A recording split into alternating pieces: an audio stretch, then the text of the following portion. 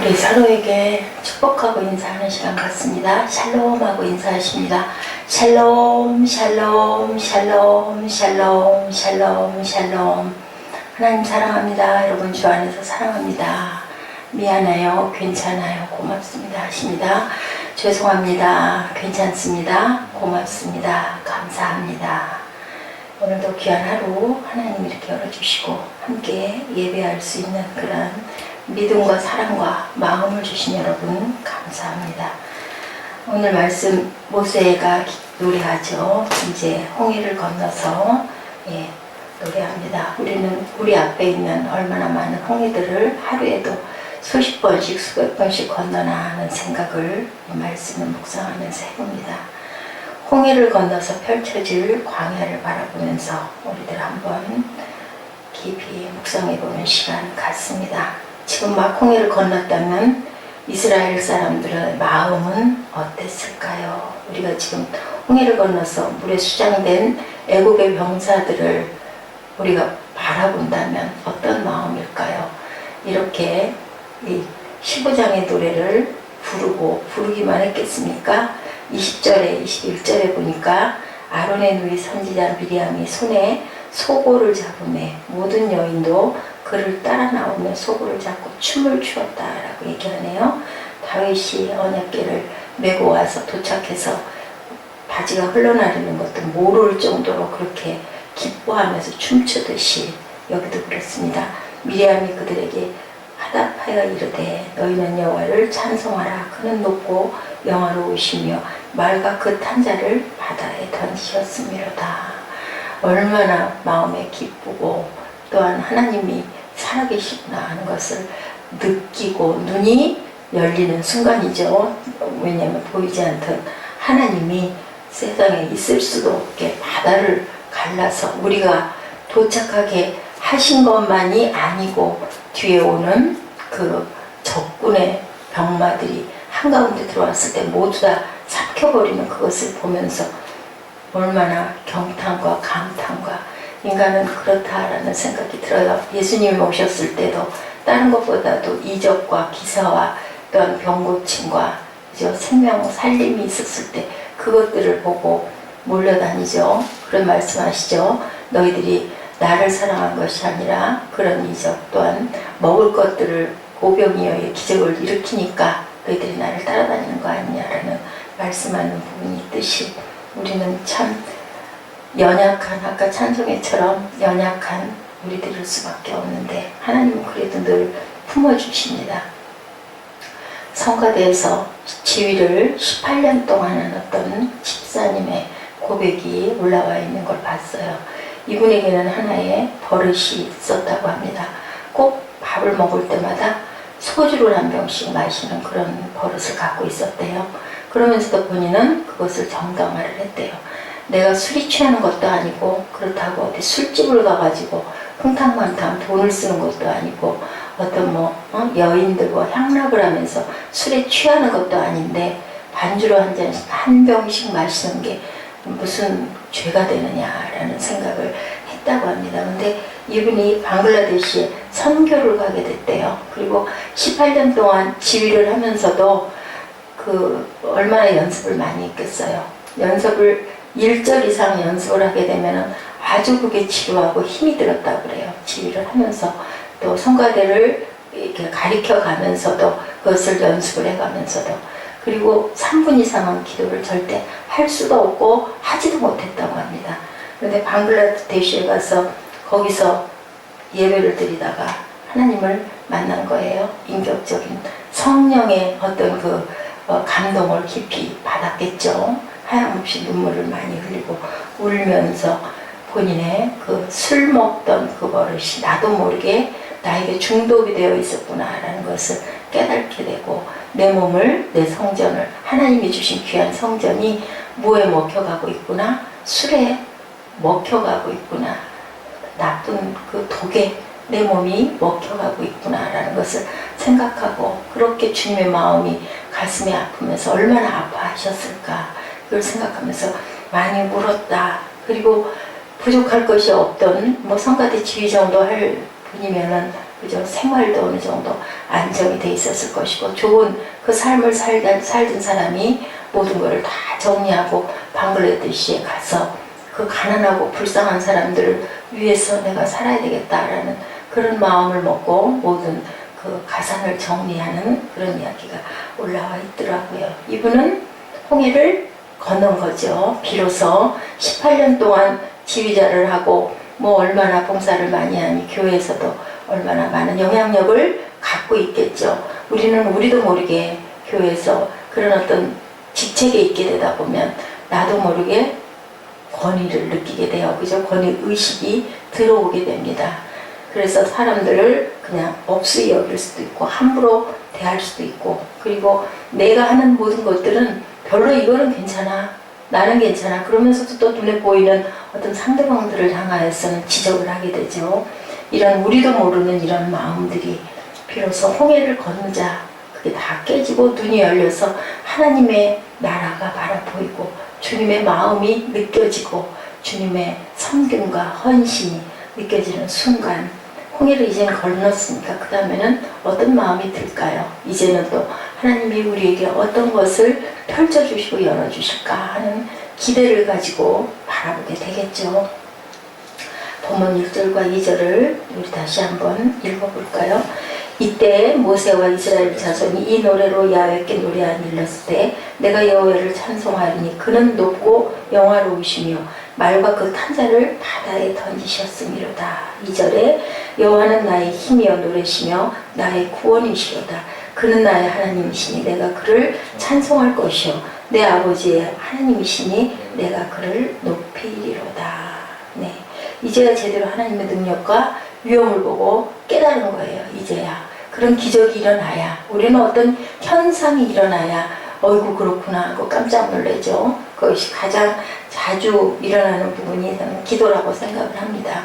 아무것도 보이는 증거가 없고 변한 것도 아무것도 없는데 하나님께서 나를 만나주시고 위로해 주시고 또한 지혜를 주시고 아니면 깨달음을 주시고 아 이게 이래서 이렇게 된 것이고 또한 앞날에 어떻게 일어날 것인가에 대한 것을 알게 해주시고 깨닫게 해주셨을 때 홍해를 건너는 이 마음 뭐 그걸 다 일일이 그만큼이야 더해라고 얘기할 수는 없겠지만 직접 제가 이스라엘 그 백성이 그 시대에 대해서 그 홍해를 건넜을 때 그 감동을 그만큼 느끼지는 못하겠지만 어쩌면 같은 마음 그런 마음들이 되는 것이겠구나라는 생각을 합니다. 아무것도 변한 거는 없지만 새벽에 하나님께서는 위로하시고 우리 그 지금 상황 우리 교회 또한 내 앞날 우리의 앞날 우리의 가야 할 길 그리고 지금 일어나는 현상들에 대한 것을 하나님이 깊이 깨닫게 하시고 또한 새롭게 소망을 주시고 제가 나아가야 할 길을 우리의 가야 할 길을 앞으로도 광야가 길게 펼쳐져 있을 것이다. 그리고 이러이러한 단계를 가고 또한 지나간 날들이 어떻게 해서 네가 이렇게 이 자리까지 오게 됐고 어떠한 계획을 갖고 계셨다라는 것이 이미 10년 전에 제가 깨달았던 부분들인데 우리는 지금 현실에 안주하다 보면 깜빡깜빡 잊어버릴 때가 있어요. 그래서 그 답이 왜 이게 이렇게 됐을까라고 후회하거나 원망하거나 한탄을 할 수도 있는데 우리가 이렇게 홍해를 건넜을 때 확연하게 보이고 살아계신 하나님이 느끼게 되죠. 하나님께서는 위엄을 가지고 계시고 우상들은 어때요? 색에서 만든 그 금신상 같은 건 어떨까요? 쉽게 얘기해서 절에 갔을 때 부처님 이렇게 있는 그 모습들 이렇게 쭉 놔두죠. 그런 거 봤을 때 어떤 마음이 드세요? 그냥 만들어 놓은 조각상인데 그죠? 왜 사람들은 저기다가 가서 절을 할까 이런 생각을 하죠. 살아계신 하나님이 부처님도 만드셨을 텐데 늘상 그 불교 믿는 분들에게 우리가 얘기할 때는 그 얘기를 하죠. 그랬을 텐데 왜 이왕이면은 만드신 창조주를 섬기지 그렇게 그런 데다가 절을 하시고 피조물일 수밖에 없지 않습니까? 라고 얘기합니다. 출애굽기 15장 그 11절 말씀 볼까요? 야훼여 신중에 주와 같은 자가 누구니까 주와 같이 거룩함으로 영광스러우며 찬송할 만한 위엄이 있으며 기이한 일을 행하는 자가 누구니까? 라고 얘기합니다. 예, 신중에 주와 같은 자가 어디 있을까요? 그죠? 옛날 고대에는 많은 신들이 있었다고 그러죠. 뭐 태양도 신이라고 하고 별신, 단신, 뭐 산천초목, 경계 모든 것들이 다 신이었었어요. 10가지 재앙에 드러났던 그러한 곤충들까지도 다 신이었죠. 그렇지만 그 위에 창조주 하나님 같은 이가 누가 있겠나. 결국은 그 모든 것들을 다 멸해버리시는 하나님인데 그 위대한 하나님을 우리가 바라보고 경외하고 또한 그 하나님이 우리를 내가 너를 낳았다. 내가 너를 지었다. 내가 네 이름을 이렇게 바꿔줬다. 너는 내 아들이다. 딸이다. 라고 오늘도 부르고 계신데 설마 우리를 홍해바다 가운데 투장을 시켜서 없애버리시겠습니까? 그것만 봐도 답이죠. 정답이죠. 그런데 과연 그 홍해 앞에 있을 때 자유를 주셨다면 건널래 안 건널래 했을 때 우리는 과연 어떨까? 저는 그 생각을 해봤어요. 지금 이 상황은 뒤에서 그죠?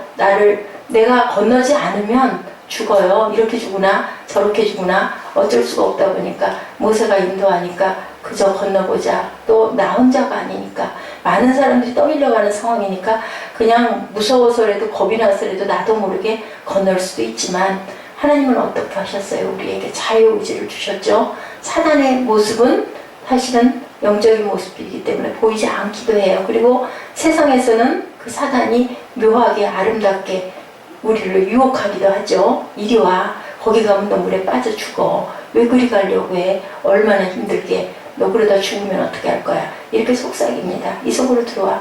여기가 안락하지 않아? 라고 하는데 믿음의 자녀들은 어떻게 합니까? 하나님을, 빛 가운데 계신 하나님을 바라보고 또한 성령이 우리 안에 계시기 때문에 가야 하는 길이야. 앞에 무엇이 있을지는 모르지만 그저 주만 바라보리다 라고 건너는 그 마음. 그랬을 때 하나님께서 표심팔로 우리를 보호하시고 안아주시고 감싸주시고 결코 그 길이, 홍해를 건너는 그 길이 평탄하고 좋다고만 말씀하지 않으세요.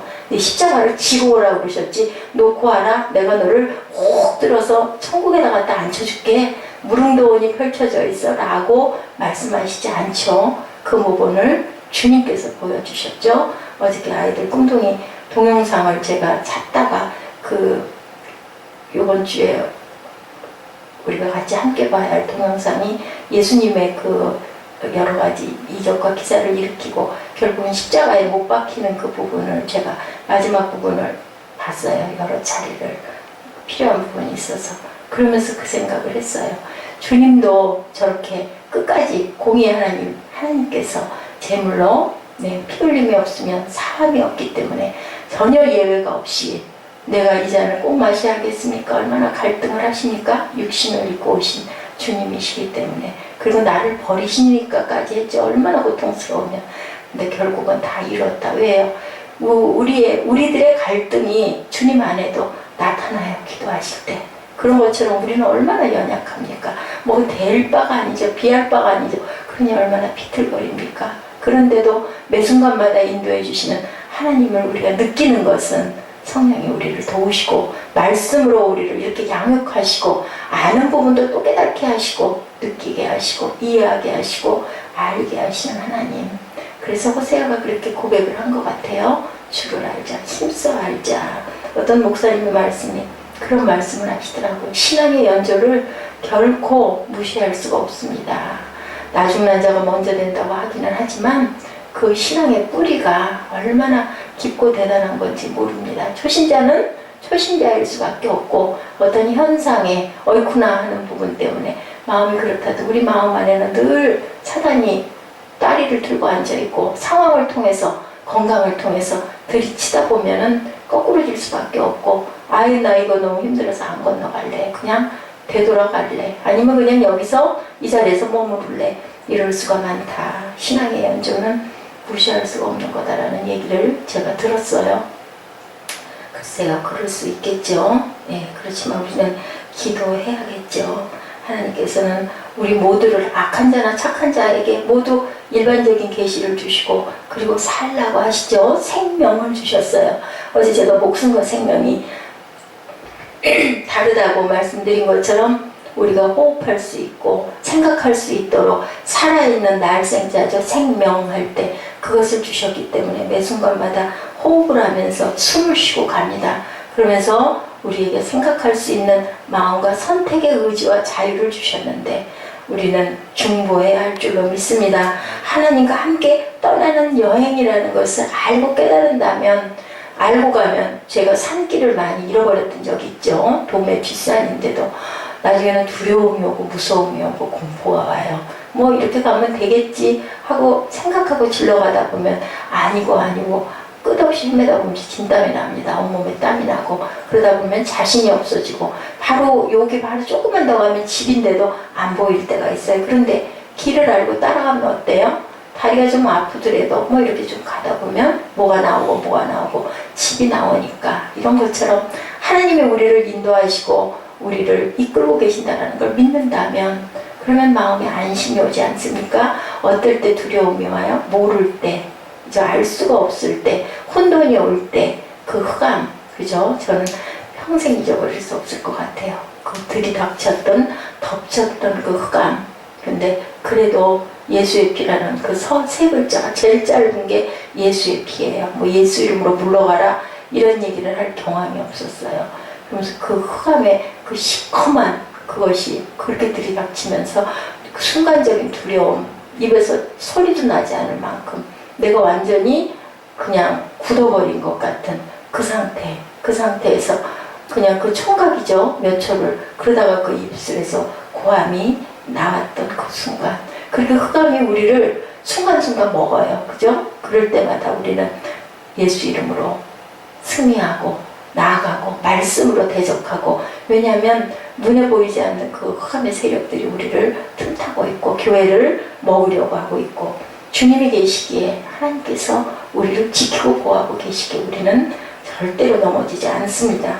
광야는 어떻습니까? 끝없는 위험과 고통을 가져다 줘요. 그렇지만 우리는 일단 건넜고 우리는 갈 거죠. 우리 인생의 여정이 결코 평탄하지만은 않겠지만 하나님이 보여주신 가나안 땅을 향하여 오늘도 이 아침도 우리는 달려갑니다.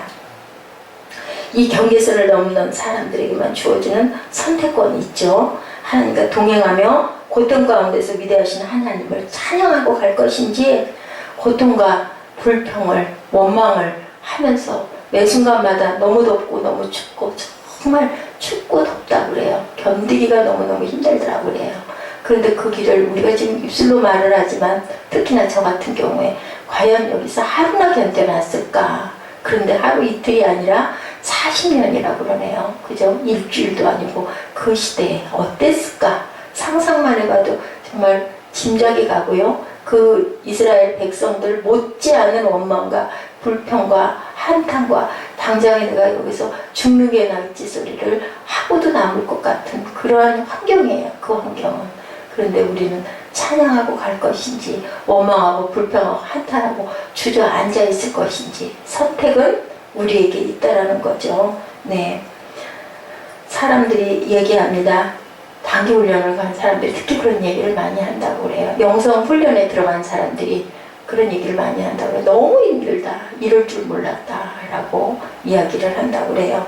예, 미래를 모르고 출발했을지는 모르지만 과거와 현재를 인도하신 하나님께서 우리를 실망시키지는 않을 것이다. 결국은 인내인 것 같아요. 인내.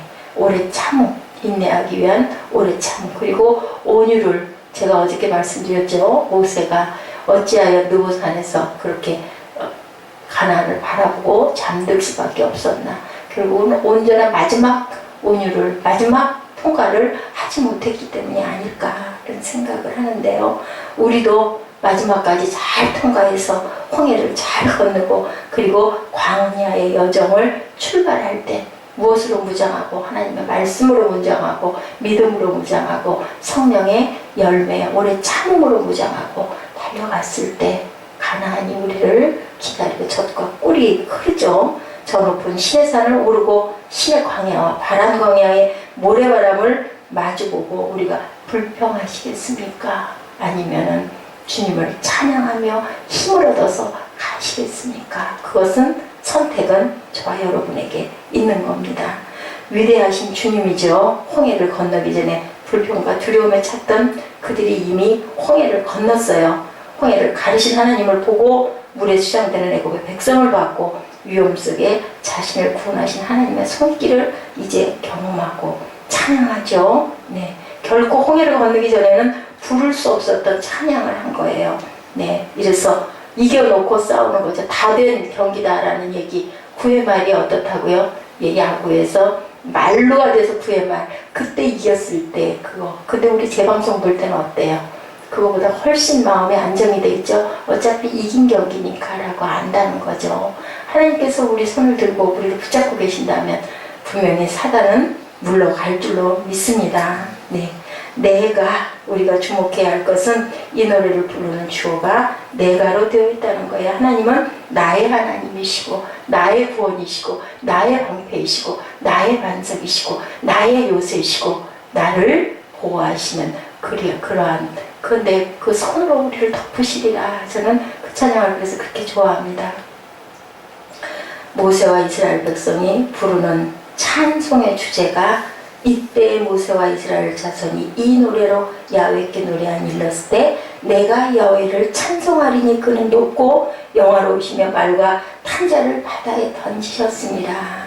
네, 그들이 애굽에서 40년을 살면서 그동안 보고 아는 위대한 이는 애굽왕 바로였어요. 그런데 바로는 살리기도 하고 죽이기도 했는데 그들의 눈에는 바로는 뭐였고 절대적으로 보였는데 이제 보니 우리의 하나님께서 나를 살리시는구나라는 것을 이제는 확실히 깨달은 거죠. 그래서 그들은 하나님을 이렇게 찬양하죠. 예, 그는 높고 영화로우시고 말과 그 탄자를 바다에 던지셨다. 애굽 땅에서 살 때 하나님을 잊어버린 민족이었는데 모세가 하나님을 만나고 와 그들에게 하나님을 증언했지만 체험이 없어서 몰랐는데 그래서 신앙생활하는 사람들이 하나님을 만나고 나면 그래도 언젠가는 돌아온다고 그러죠.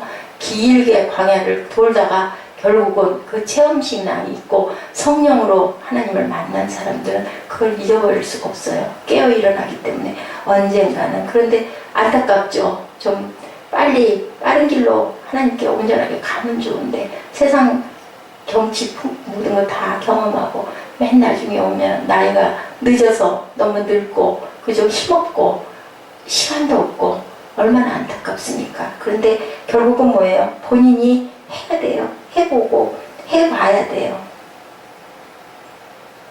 어떤 이런 이야기가 있어요. 참 이거 의미 있는 이야기예요. 미국의 한 중년 부부가 살았는데요. 부인이 언제부턴가 시력이 나빠졌다고 합니다. 나이가 먹으면 시력이 나빠지기도 하는데 아마 급속도로 시력이 나빠진 것 같아요. 직장을 가지고 있었는데 큰 글씨도 제대로 읽지를 못했다고 그래요.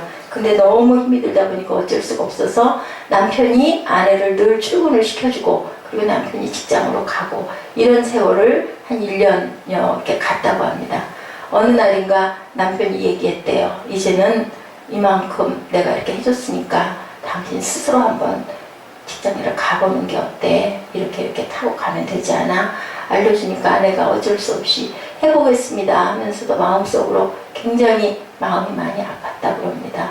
그걸 좀 그렇게 해주지. 내가 어떻게 가라고, 어떻게 글자도 잘 안 보이고 어느 정거장에서 어떻게 내려야 되는지 직장 가다가 헤맬 수도 있는데 어떻게 나 혼자 가라고 그러나 서러웠다고 그래요. 근데 어쩔 수 없이 힘들어하면서 전봇대에 부딪히기도 하고 버스를 잘못하기도 하고 오죽이나 힘이 들었겠습니까? 그렇게 한 2년여를 직장을 다니고 이제는 익숙해져서 잘 다니게 됐대요. 그런데 어느 날인가 버스 운전사 아저씨가 항상 타는 버스에 그 시간대다 보니까 아마 익숙하게 서로 얼굴이 친했던 것 같아요.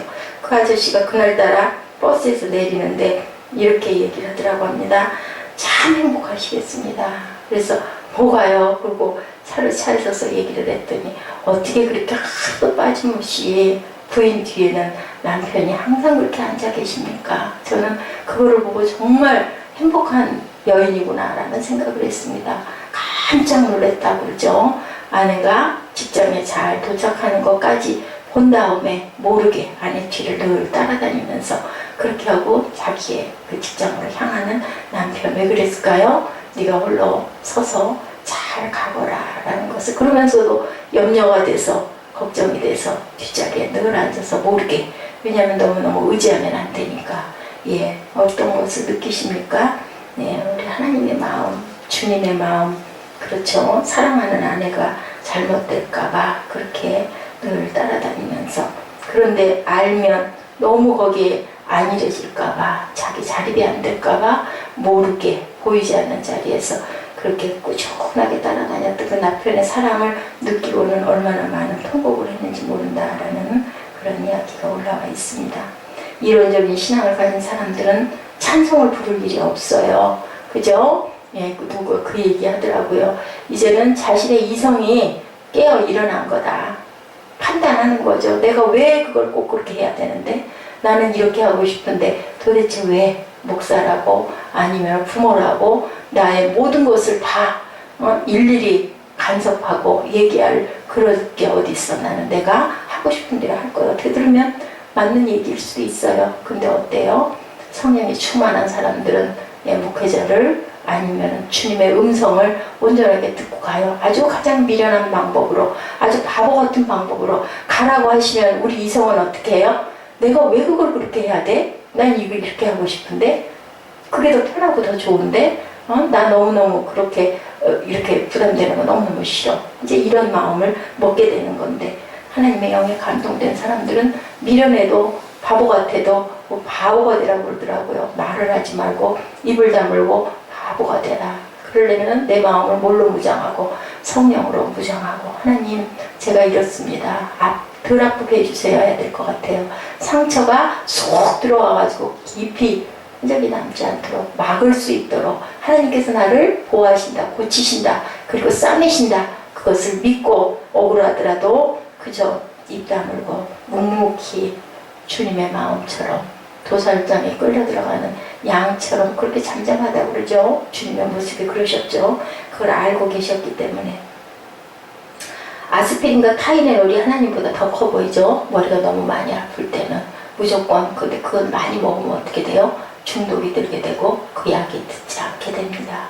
이런 것처럼 우리는 오래 참고 가야 할 줄로 믿습니다. 어떻게 하고요? 하나님만 바라보고 절망 가운데 있을 때에도 내가 너에게 영생의 생수를 주시겠다고 옆에 계시는, 내 안에 계시는 주님을 붙들고 우리 씩씩하게 굳게 걸어가는 저와 여러분 되시기를 주님의 이름으로 축복합니다. 우리 이 모세의 노래 우리 한번 쭉 같이 교독해서 읽어보기도 하실까요?